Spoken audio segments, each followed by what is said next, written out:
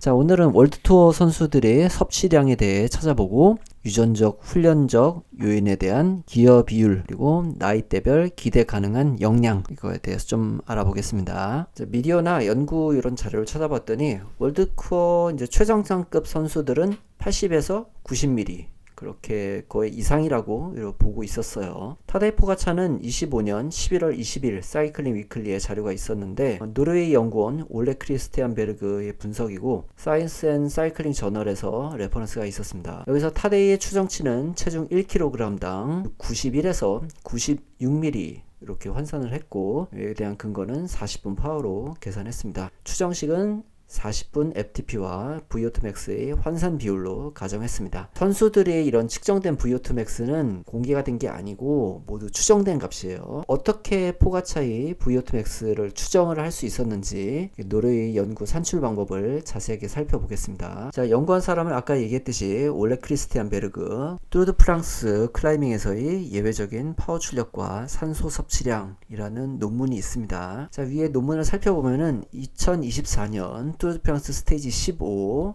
클라이밍을 분석을 했는데요. 이 구간은 길이가 약 15.8km, 평균 경사 약 7.9%, 포가차의 구간 기록 계산을 보면은 약 39에서 40분 정도고 평속은 약 24km/h 그 정도로 나왔고 선수 체중을 66kg로 가정하고 자전거 무게를 약 7kg로 가정하면은 총 시스템 질량은 약 73kg이 이렇게 나오죠. 중력에 대항해서 올라가기 위해서 필요한 파워는 M 곱하기 G 곱하기 V라는 공식이 나오는데 여기서 P는 파워고 M은 질량, G는 중력과 속도, 이건 지구에선 9.81이에요. 그리고 V는 수직 속도인데 단위는 m/s입니다. 그러니까 평속 24km/h는 6.67m/s인데 그 중에서 7.9% 평균 경사도 적용을 하면은 6.67 곱하기 0.079 그렇게 하면은 0.527m/s라는 수직 속도가 나옵니다. 질량 73에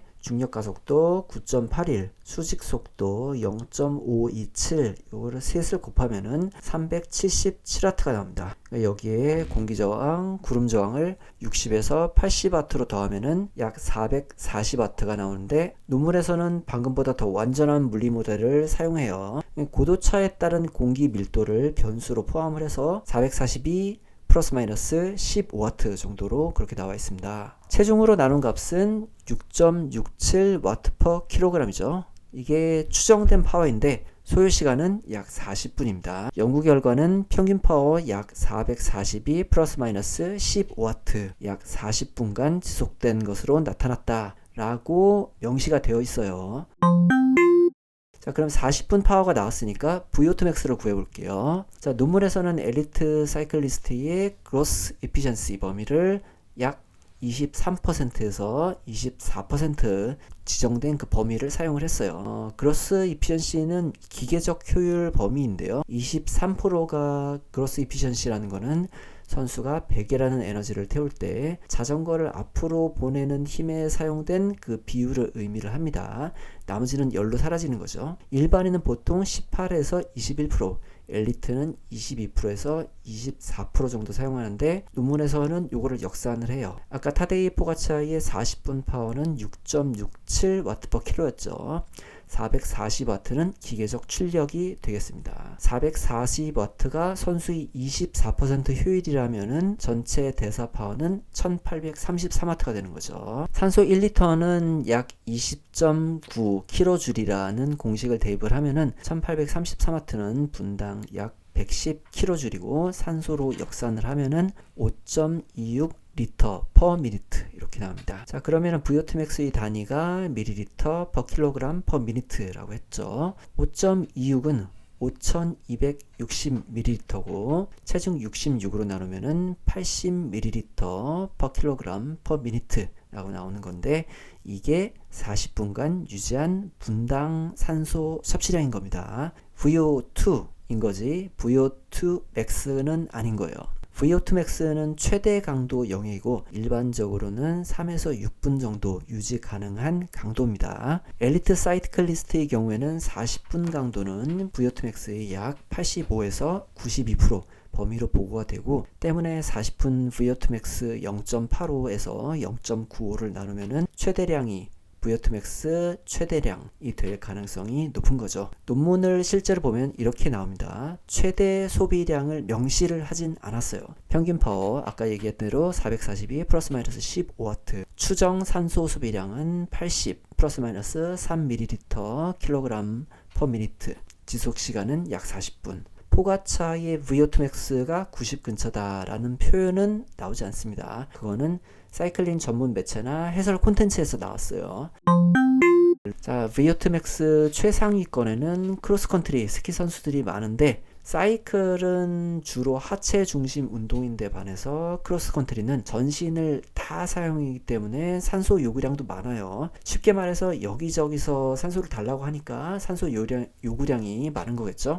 심장이 극단적으로 커지고 심박 출량이 매우 높아지는 종목이 크로스컨트리인 거죠. 자, 사이클은 동시에 동원되는 근육량이 더 적죠. 크로스컨트리를 생각을 해보면은 오르막길을 올라간다고 생각해보요. 전신으로 그걸 다 밀어야 되니까 굉장히 많이 힘들겠죠. 참고로 크리스티안 볼멘펄트라는 사람이 100ml per kg per minute 이상으로 보고된 사례가 있어요. 레이스에서 이제 VO2max가 결정적 요인이다 이렇게 치면은 당연히 크리스티안이 뚜르드팡스 유력 후보겠죠. 실제로 레이스에서는 VO2max만으로는 승부가 갈리지 않아요. 프로 수준에서는 대부분 수치가 비슷하게 높기 때문이라고 하는데, 실제로 최대 섭취량은 개인이 상한선 정도다라고 하는 그런 의견이 있습니다.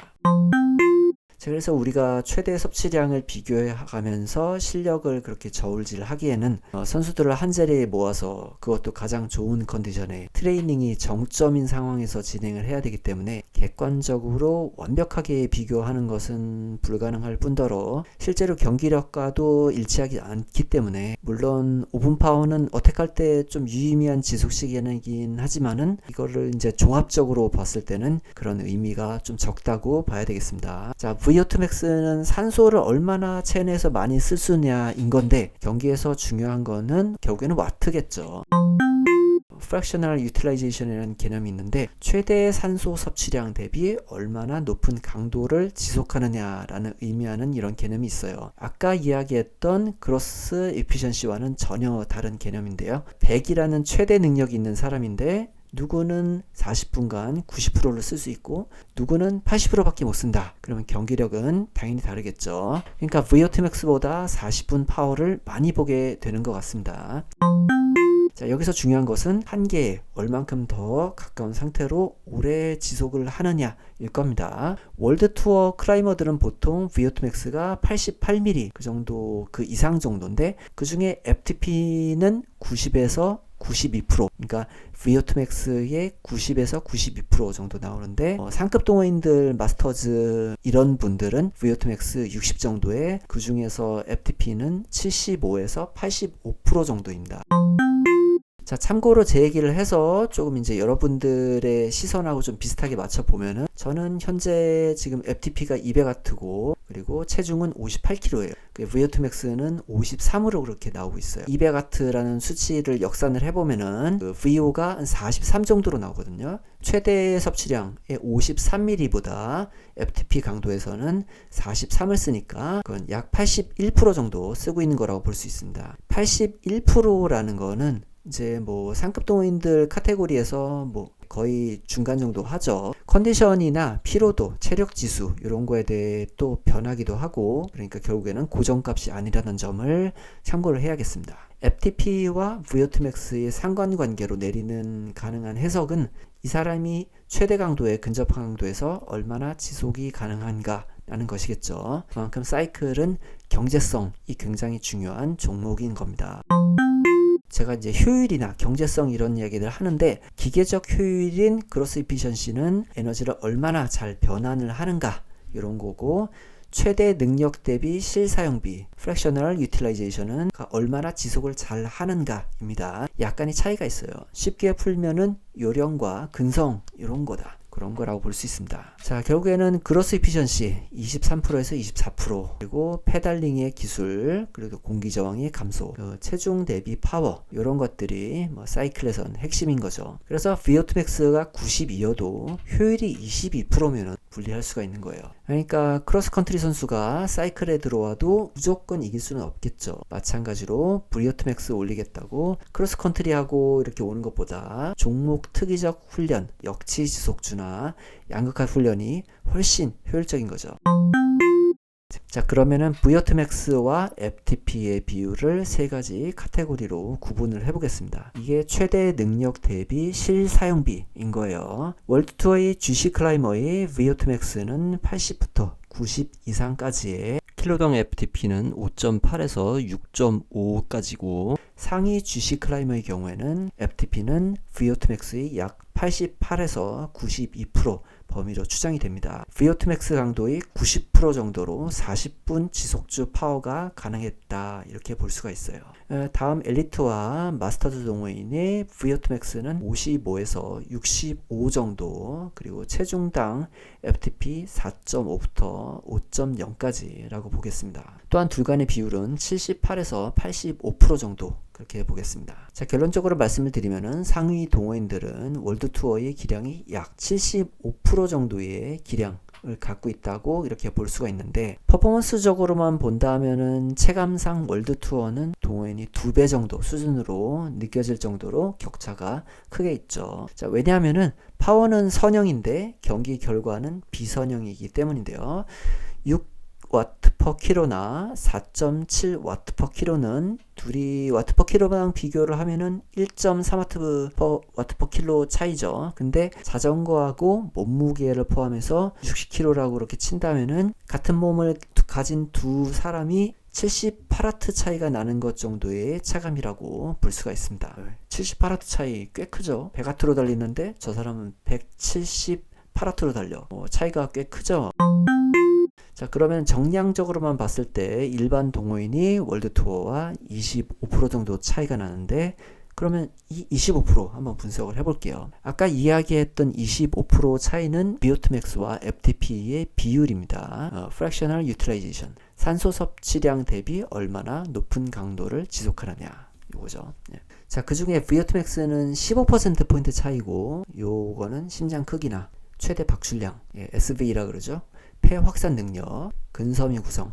그런데 요거는 40에서 60% 그 정도는 유전이다, 이렇게 봅니다. 자, VO2 max 결정 요인 중에서 가장 큰 게 심장의 크기와 혈장량, 혈액의 양인데, 요거는 사춘기부터 20대 초반에 크게 발달을 해요. 그래서 성장기 때 지구성 훈련을 하면 심장 구조적 적응이 더 크게 일어날 가능성이 큰 거죠. 그 다음에 FTP 활용률 차이는 약 5에서 10%포인트로 훈련 적응 영역이 큰 것으로 그렇게 봅니다. 미토콘드리아 밀도, 모세 혈관 발달, 젖산 제거 능력, 지방 산화 능력, 아쉽게도 둘 다 타고나거나 성장기 훈련 누적이 결정적이다 라고 하는데요. 이거는 다음 시간에 또 자세하게 알아보겠습니다. 사실 앞으로 나에게 또 얼마만큼의 가능성이 있는가, 이것들이 우리 동호인들의 관심사겠죠. 나의 한계, 그리고 나의 가능성들을 예측해보고 시도해 볼 수 있는 가장 효율적인 방법들을 취해보는 것, 그게 지금 제가 연구하고 그리고 여러분들하고 공유하고 있는 그런 방향성이 될 것 같아요. 자, 그러면 오늘도 시청해주셔서 감사합니다.